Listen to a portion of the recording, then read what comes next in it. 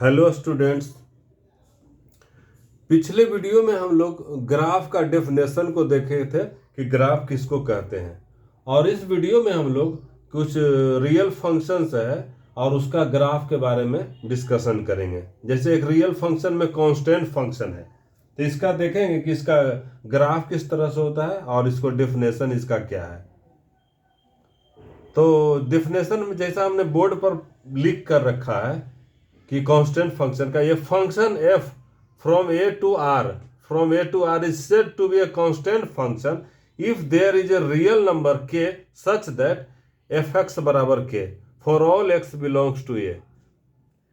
इसमें जो भी इनपुट डालेंगे तो एक कांस्टेंट नंबर आएगा, एक कांस्टेंट रियल नंबर आएगा, सिर्फ एक रियल नंबर आएगा, तब हम उसको कहेंगे कांस्टेंट फंक्शन। तब उसको हम कहेंगे कांस्टेंट फंक्शन। जब हम इनपुट डालेंगे, कुछ भी इनपुट डालेंगे उस फंक्शन में, तब सिर्फ एक आंसर आएगा, सिर्फ ओनली वन आंसर आएगा, जो भी रहेगा वो कांस्टेंट रहेगा, तब हम उसको कांस्टेंट फंक्शन कहेंगे। तो यहाँ पर डोमेन क्या हो जाएगा इस कांस्टेंट फंक्शन का? यहाँ पर हो जाएगा डोमेन हेयर। डोमेन क्या हो जाएगा? Here domain of function. ये इसमें डोमेन क्या हो जाएगा? डोमेन ऑफ एफ क्या हो जाएगा? जो ए रहेंगे, ए जितना लिया, ये सबसेट रहेगा रियल नंबर का, ये सबसेट रहेगा रियल नंबर का, ये सबसेट रहेगा रियल नंबर का। और इसका रेंज क्या होगा? इसका रेंज क्या होगा? रेंज को RNG भी लिखते हैं। रेंज ऑफ फंक्शन क्या होगा? इसका रेंज क्या होगा? सिर्फ एक फिक्स नंबर आएगा। मान जैसे नंबर आया k आया, तो रियल नंबर है तो इसको k कहेंगे, इसको k कहेंगे। ये आएगा कब? सिर्फ k आएगा। और जो भी कुछ भी हम इसका इनपुट में डालेंगे, डोमेन में डालेंगे, तब सिर्फ एक ही नंबर आएगा, एक ही रियल कांस्टेंट आएगा, उसको कहेंगे k, उसको कहेंगे k। जो कि हम इसको कहेंगे which is a singleton, which is a singleton. ये सिंगलटन है, ये सिंगलटन है, ये जो है सिंगलटन सेट है। सिंगलटन है कहने का मतलब कि डोमेन कुछ भी रियल देंगे तो उसका सिर्फ एक ही वैल्यू आएगा, वो k आएगा। k हमको हमने करली पर सिर्फ एक एलिमेंट है, इसमें एक एलिमेंट है इस सेट में, इसको इसलिए हम सिंगलटन कहेंगे। अच्छा, और हम एक दूसरे जैसा इसका डेफिनेशन जैसे लेते हैं कि f जो है फंक्शन है, r से r है, r से r है, तो इसको हम करेंगे y बराबर fx करेंगे। और ये जो है y बराबर fx है, ये कोई ना कोई कांस्टेंट है। यहाँ पर हमने k को यहाँ c से भी डिनोट कर सकते हैं। इसमें x बिलोंग्स करेगा, कोई भी रियल नंबर दें अगर हम, तो c ही आंसर आए, तो इसको कहेंगे मतलब कि। और जो c जो रहेगा ना, c is a constant, c is a constant for all x belongs to r। c is a constant, यहाँ c जो है वो कांस्टेंट है, c is a constant, c is a constant. Constant का वैल्यू क्या? कोई भी रियल नंबर है। इसका डोमेन जो रहेगा वो सिर्फ c रहेगा, डोमेन रहेगा सिर्फ, मतलब डोमेन तो रहेगा पूरा रियल नंबर रहेगा। रेंज जो रहेगा इसका सिर्फ c रहेगा।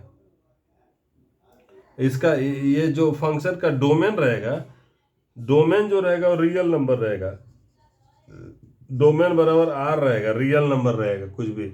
लेकिन रेंज जो इसका रहेगा सिर्फ c, एक पॉइंट रहेगा c का मतलब हो सकता है 1 रहे, 2 रहे, -1 रहे, -0.0 रहे, मतलब कोई भी रियल नंबर में हम उसका ग्राफ हम खींच सकते हैं। जैसे हम एक फंक्शन लेते हैं, एग्जाम्पल लेते हैं। जैसे इसमें एक फंक्शन लेते हैं, हम सपोज कीजिए कि मान लीजिए एक फंक्शन हम लेते हैं इस तरह से, ये इसको मिटा देते हैं हम, मतलब कांस्टेंट फंक्शन का एक एग्जाम्पल ले रहे हैं।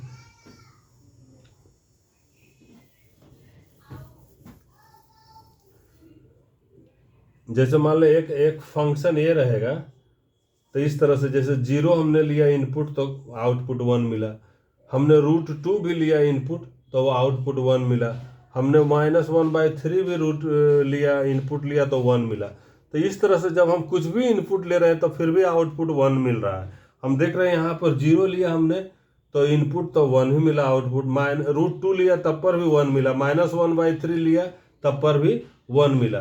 तो इस तरह के फंक्शन को हम कहेंगे, फंक्शन को कहेंगे ये कांस्टेंट फंक्शन है। ये एक कांस्टेंट फंक्शन है, ये कांस्टेंट फंक्शन है, ये कांस्टेंट फंक्शन है। कारण कि इनपुट हम देख रहे हैं, इसको हम इस तरह से लिखेंगे, इसका डोमेन जो हो जाएगा, जैसे ये अगर हम सेट के फॉर्म में लिखते हैं तो ये यहाँ पर ये 0 है, √2 है और -1/3 है, इसका इनपुट है, 0 है, √2 है, और आउटपुट हम देख रहे हैं इधर आउटपुट कुछ और होगा यहाँ पर, जैसे कुछ और एलिमेंट, लेकिन सबका आउटपुट जो है 1 है, √2 का भी 1 है, -1/3 का 1 है। देखिए यहाँ पर सिर्फ आउटपुट 1 ही है। तो इसका हम डोमेन क्या कर रहे हैं, डोमेन क्या है, डोमेन जो हो गया, डोमेन का जो सेट हो जाएगा वो 0 होगा, √2 होगा और -1/3। एक एग्जाम्पल लिया गया है। और रेंज इसका क्या हो जाएगा, रेंज इसका सिर्फ 1 होगा, सिर्फ, जो कि सिंगलटन है, जो कि सिंगलटन है। तो कोई भी कोई भी ग्राफ का जो है कांस्टेंट फंक्शन का ग्राफ, जैसे मान लो f(x) = 3 रहा, f(x) = 3, तो x का कुछ भी वैल्यू लेंगे तो 3 आएगा। तो x belongs to real number, तो x का कुछ भी वैल्यू लेंगे तो 3 ही आएगा, कुछ भी वैल्यू लेंगे तो 3 ही आएगा। जैसे इसका हम ग्राफ खींचते हैं, f(x) = 3 का लेते हैं, इस तरह से x एक्सिस हुआ, ये y एक्सिस हुआ, x = 3 है, 1 2 3, या इस तरह से ले लेते हैं।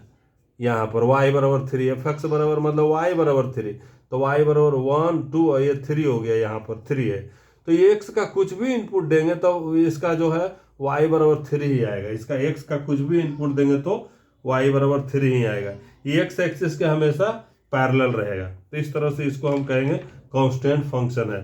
अच्छा, y = -3 रहेगा तो ये +3 था, तो ये इधर हो जाएगा y = -3, ये -3, y = -3 का ये इस तरह से ग्राफ हो जाएगा, y = -3 का। इसमें वो मतलब कुछ भी हो सकता है, y = 1 रहेगा तो इसके पैरेलल रहेगा, 1.1 रहेगा, 1.001 रहेगा, सबका ग्राफ होगा। y = 10 रहेगा तब y = 10 पे हो जाएगा।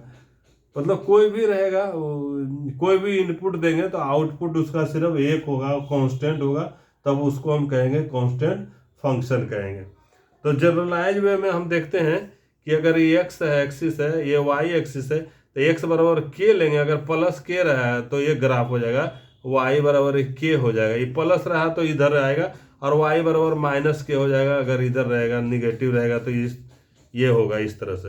या y = k लिखे, y = c भी लिख सकते हैं, +c रहेगा तो ऊपर जाएगा, -c रहेगा तो नीचे आएगा।